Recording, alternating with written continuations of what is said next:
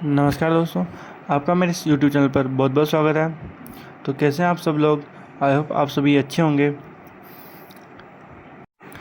इस चैनल पर हम सभी प्रकार के लाइब्रेरियन की फ्री क्लासेस उपलब्ध कराते हैं, जैसे राजस्थान लाइब्रेरियन 3rd ग्रेड और 2nd ग्रेड, एसएससी लाइब्रेरियन हो गया, बिहार लाइब्रेरियन हो गया, केवीएस लाइब्रेरियन हो गया, एनवीएस लाइब्रेरियन हो गया, यूजीसी नेट लाइब्रेरियन हो गया, स्लेट हो गया। इस प्रकार की जितनी भी लाइब्रेरियन की वैकेंसी आती है, हम उनकी तैयारी कराता हूँ इस चैनल में मैं।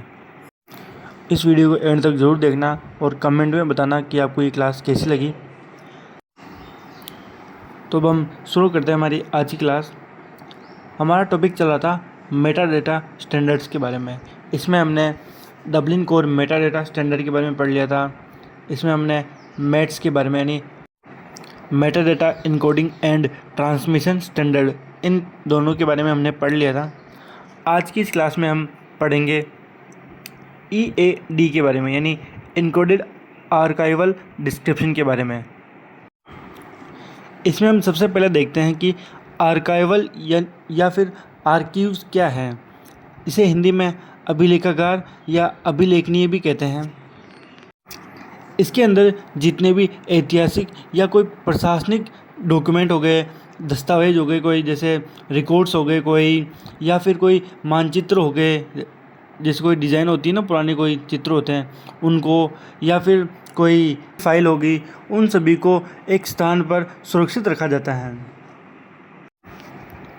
तो जो इनकोडेड आर्काइवल डिस्क्रिप्शन है, इसके अंदर जो अभिलेखागार है उसमें जो भी सामग्री रखी हुई है उसका डिजिटल रूप में व्यवस्थापन किया जाता है। तो अब हम शुरू करते हैं हमारा आज का टॉपिक EAD। इसका पूरा नाम है एनकोडेड आर्काइवल डिस्क्रिप्शन। आप इस टॉपिक को बिल्कुल ध्यान से पढ़ना, क्योंकि ये छोटा टॉपिक है तो इसकी हर एक चीज़ बहुत महत्वपूर्ण हो जाती है। जैसे इसका विकास कब हुआ था, इसका रख रखाव कौन करता है, इसका फर्स्ट एडिशन कब आया था, सेकंड एडिशन कब आया था, ये हर एक चीज़ बहुत बार क्वेश्चन में पूछी जाती है, तो आप ध्यान रखना। तो शुरू करते हैं। जो एनकोडेड आर्काइवल डिस्क्रिप्शन है, ये अभिलेखागार में रखी गई सामग्रियों और उनके खोज सहायक साधनों को डिजिटल रूप में व्यवस्थित करने का एक अंतर्राष्ट्रीय मानक है, यानी अंतर्राष्ट्रीय स्टैंडर्ड है, इंटरनेशनल स्टैंडर्ड है। अभिलेखागार के बारे में मैंने आपको बताया था कि अभिलेखागार वो है जिसके अंदर पुराने कोई डॉक्यूमेंट हो गए, ऐतिहासिक जो डॉक्यूमेंट होते हैं, कोई रिकॉर्ड हो गए, कोई जो भी ये रखे होते हैं ना, उनको हम अभिलेखागार कहते हैं।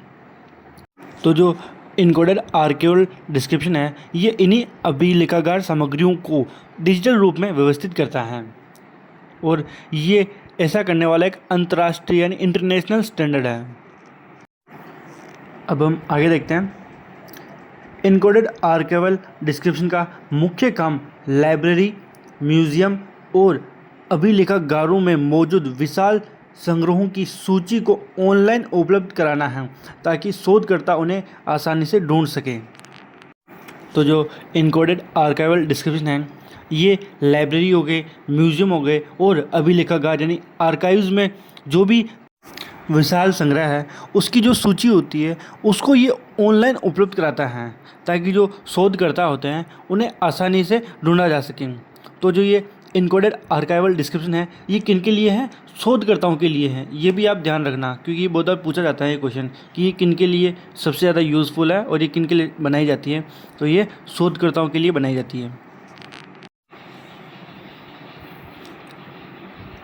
अब हम आगे देखते हैं कि जो इनकोडेड आर्काइवल डिस्क्रिप्शन है, इसका विकास किसके द्वारा किया गया था।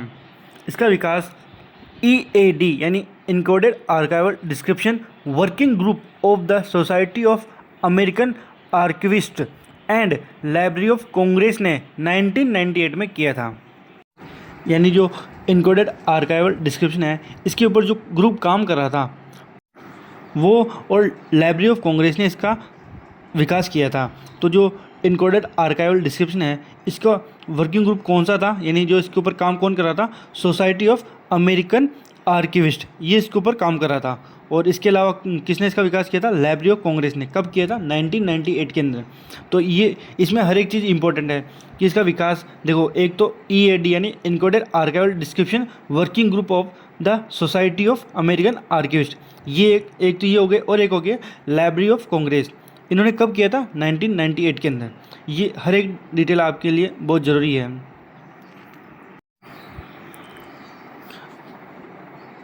अब हम आगे देखते हैं कि इसका रखरखाव कौन करता है। EAD का रखरखाव कौन करता है? इसका रखरखाव society of American archivist and library of Congress इसका रखरखाव करता है। तो जो इसका विकास जिसने किया था, इसका रखरखाव भी वही करता है। एक तो सोसाइटी ऑफ अमेरिकन आर्किविस्ट, ये इसके ऊपर काम कर रहा था, और एक है लाइब्रेरी ऑफ कांग्रेस, इन दोनों ने इसका रखरखाव किया है।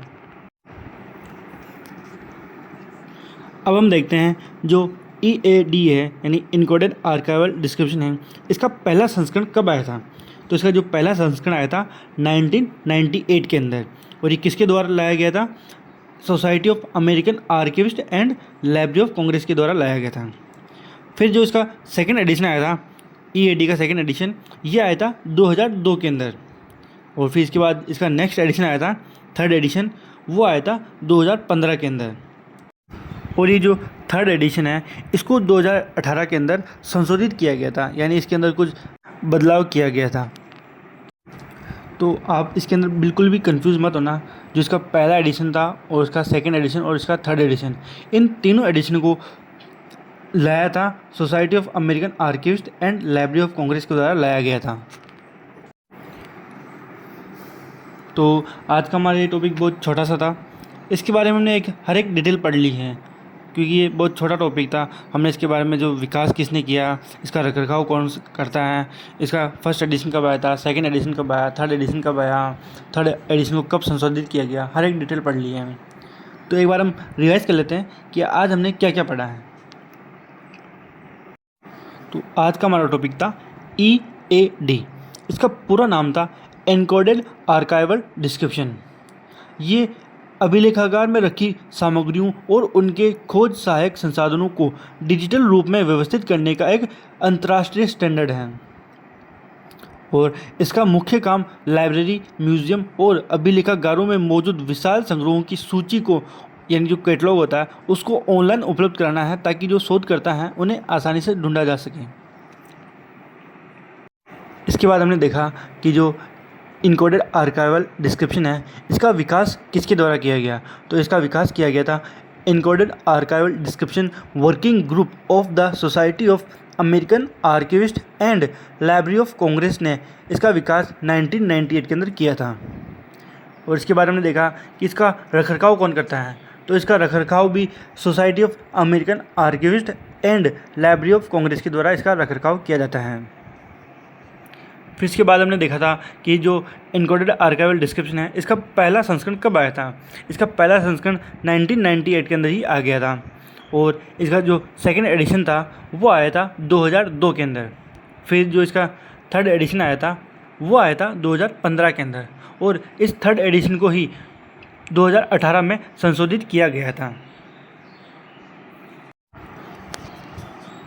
तो आज की मेरी क्लास यहीं कंप्लीट होती है।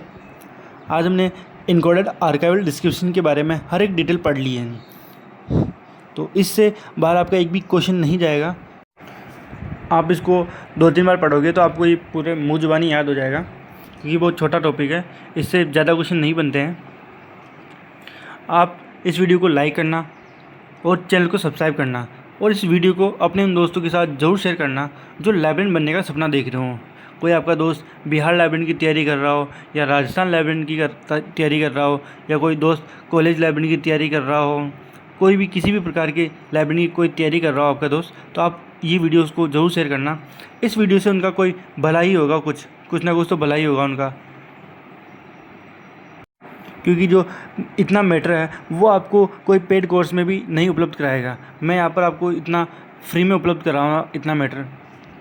तो आप इस वीडियो को ज़रूर से ज़रूर शेयर करना और लाइक करना और कमेंट करना कि आपको ये वीडियो कैसी लगी। तो मिलते हैं फिर नेक्स्ट क्लास में नेक्स्ट टॉपिक के साथ। जब तक के लिए धन्यवाद।